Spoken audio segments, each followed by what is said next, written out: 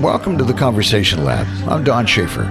If democracy begins in conversation, then we need to nurture a culture where ordinary people like us routinely talk about those things that help us understand each other, whether it's about climate, race, religion, gender, or politics. When we're trying to make sense of our city and the world we live in, every question comes with a set of assumptions about the nature of ourselves and our place in a larger world. The Conversation Lab provides a safe place to talk about some of those things. This program is produced by CFRO-FM in Vancouver. It's available on air and online on various platforms, and we appreciate the help of Vancouver's community groups. Welcome to another edition of the Conversation Lab. My name is Don Schaefer. We are self-isolating because the radio station is closed, and we are producing programs remotely from homes, hallways, small rooms, and any place we can find a laptop and a microphone. Here we go. Angela Marie MacDougall is with us today. She's the executive director of the BWSS, the Battered Women's Support Services. BWSS provides education, advocacy, and support services to assist all women with the goal to eliminate violence. Hi. You know, I wanted to reach out because we just recently closed Coopradio, which is just down the street from you. And, you know, I couldn't help but drive by the last time wondering, you know, how you're doing and what's going on. And I saw a headline recently that said that violence against women increases in times of emergencies or crisis. And I just wanted to reach out and see how you're doing. Thank you. Yeah. It's been a wild ride the last 3 weeks. Even leading up to that, we were getting ready for when we became this more isolated.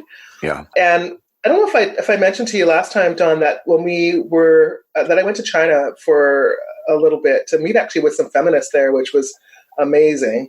That's another story, is to talk about the Me Too movement in China, and there were several feminists that were jailed for around 6 weeks, who had wanted to draw attention to Me Too. And so Global Affairs Canada, which was really cool, they invited me to come and meet with feminists and to talk about the work that we're doing here and then how it relates to China.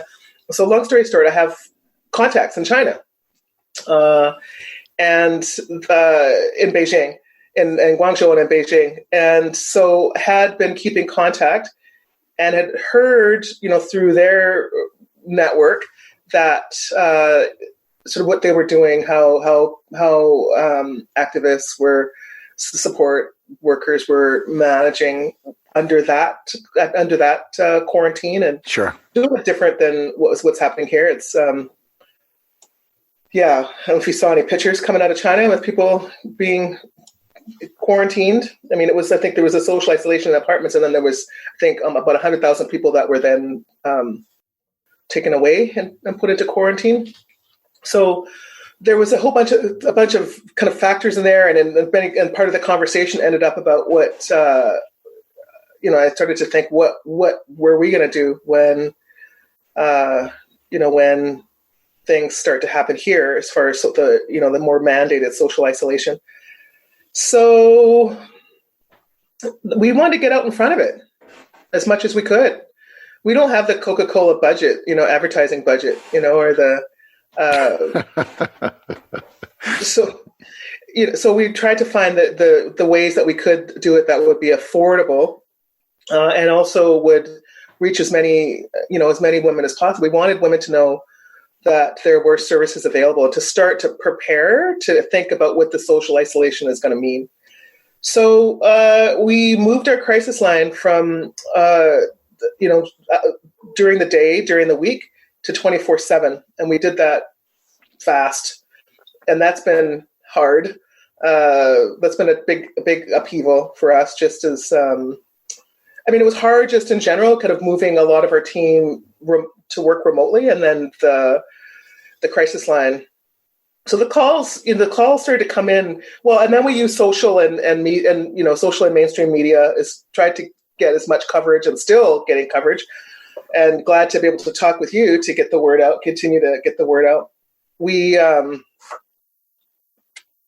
wanted we wanted women to know that there were resources and how to access those resources. And so far it's working. Our calls are up. It started very slow, I'd say, but then each day it's been progressively more calls, and we're up around over 300% more calls. Which in many ways is too bad, but thankfully you're there to answer those calls and to help. I was struck by a LinkedIn post that you posted about, are you quarantined with an abusive partner? And that's hard to imagine. And I saw another headline that said, it was a quote from an abusive partner who said, if I hear you coughing, you're out on the street. You know, these are the catchphrases. They're said so much now, but they fit unprecedented times, dire circumstances, uncharted territory. So there's so much that we don't know, right? There's that, what's happening inside. Things are changing on the service side. The transition houses are full for the most part because they had to make decisions. They have limited space anyway, and it's a communal living environment, and they had to make decisions to quarantine, self-isolate women in the house that were already there, and then make decisions about whether they can take in new residents if they have space. And and I know in some houses that I've spoken to, they there are women that are symptomatic, but it is also cold and flu season, and it's also allergy season. Yeah. But they have to, we got to act from the point of view of symptomatic. So that's been a factor with transition houses. And so I know that the province of British Columbia is working to, they're talking to hotel owners and they're trying to figure some stuff out. We went ahead and talked to hotel owners that we know, and we managed to get some rooms. That was really great. It was really generous and great. Rooms for women if we needed, but so far we haven't needed. We've been able to get women's space in the local transition houses. But our calls come from Metro Vancouver for sure and BC, but we get calls from outside of Metro Vancouver. Our campaign has reached beyond the BC border, so we've gotten calls from other parts of Canada and then also in the US. Oh, and also in South Africa was one of the calls that we got on the weekend. So, the thing about being isolated with an abusive partner it's rough. I mean, there really is. It's the worst case scenario for anyone living with an abusive person. So what do you do? Because in general, women are able to go to work, or their partner goes to work, or there's some reason to go outside, which is also then a reason to get some reprieve from what's going on in the house. But it's also a way to access friends and family or to access services. So the thing about not having that right now is, and one of the calls, we've been getting, a bunch of different calls, but one of the themes of calls that we've been getting, not tons of calls, but we've received enough to note that this is a thing, are children, young, 12 young youth who have been witnessing their mother's abuse. Things are escalating. They're concerned about their mother and themselves and their siblings. And, one quote from a young woman that called on the weekend, she said that her dad had said, someone's going to die here tonight. Sort of put that out for everybody. And, she was scared. She was in the basement and had called us. So, it's rough. So what kind of advice do you give to somebody that calls you and says, I need help? Especially at this time. What's different now compared to 3 weeks ago? Yeah, it is quite different. So it depends on the circumstance. So what we kind of have we have a conversation, but in the conversation there's a flow of information gathering that forms an assessment. And the assessment, these are all the kind of the clinical terms or the formal terms. We never want it to feel like that for anybody that we're talking to. Yeah. But we're gathering information and we're assessing safety and also lethality. There's some kind of things, lethality in terms of the partner, but also in terms of self-harm, because right now that's another theme of calls that we're getting is suicide ideation, particularly from women that have left abusive relationships, because now they're home, they've got all these trauma responses anyway from the abuse previously that are now activated in a major way because of COVID-19 and all the fears and social panic. And are you going into the office at all, or are you mostly at home? Yeah, we have the office that continues to be open. We have 2 people a day there just to take care of drop-ins, and also for women to be able to have a place to go if they need, like a landing spot before we can go someplace else. So it depends on what we hear, the lethality, the risk, and also the circumstance. What we end up doing is then supporting women to make their, what's going to make sense for them. And some women are ready to go, and they want to leave. Some are not necessarily wanting to leave, but are sort of thinking about, I'm safe right now, but things, what I know is that it's going to get bad at some point. What are my options? Some of the callers have been, they want intervention. And so that has involved, encouraging them to call the police.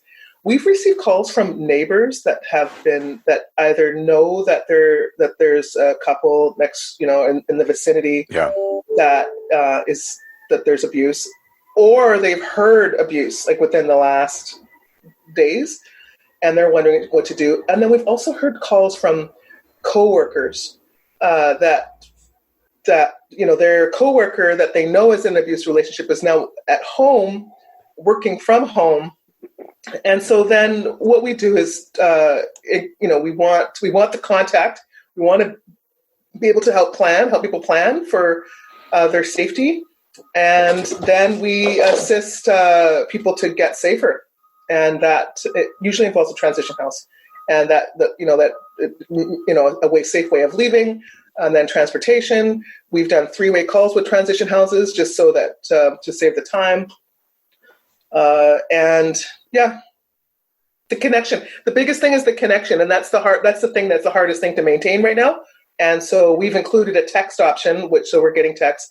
Often women just have questions like what happens if the police come? Will he be charged? Will he be able to return home?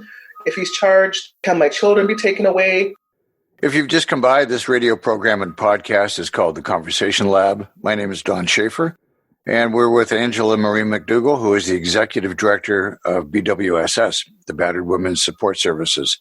I guess I'm curious to know, with all of this talk from our Prime Minister about the support for the not-for-profits, are you feeling any of that support? Well, we met the Prime Minister last year, and we have the Minister of Women and Gender Equality. They were asking about, what do you need right now? And modification, support for service modifications, supplies, so things that include about cleaning, but also about technology, help with staffing. It was for anti-violence organizations in Metro Vancouver. So my minister made an announcement in dollars toward this issue, violence, gender violence, and earmarked it for sexual assault centers and for transition houses. So I don't know if any of that funding has flowed yet. I haven't heard. And I should say, and that funding was specifically around cleaning, locations, and staffing. The problem is that in terms of battered women's support services, we're not a sexual assault center, nor are we a transition house. And so we literally fall through that crack. As a crisis line, that's also, we've amplified our crisis line, and it's the crisis line, and made that a feature and a point of contact for survivors, and therefore a liaison with transition houses. We've been falling through the cracks. And so, of course, I've talked to the staff at Women and Gender Equality. And so far, I've received very unsatisfactory responses. I imagine that there is some money coming. At this point, I know that an organization like us that's not specific to sexual assault only and not specific to shelter. The reason I asked that question is that it just seems that at this particular moment in history, that so many not-for-profits are caught in between that crack, that don't have government funding or don't have the ability to ask for grants, or watching the money go to other directions, when in fact so many, especially in the downtown east side or in the heart of Vancouver, are working so hard to keep it all together.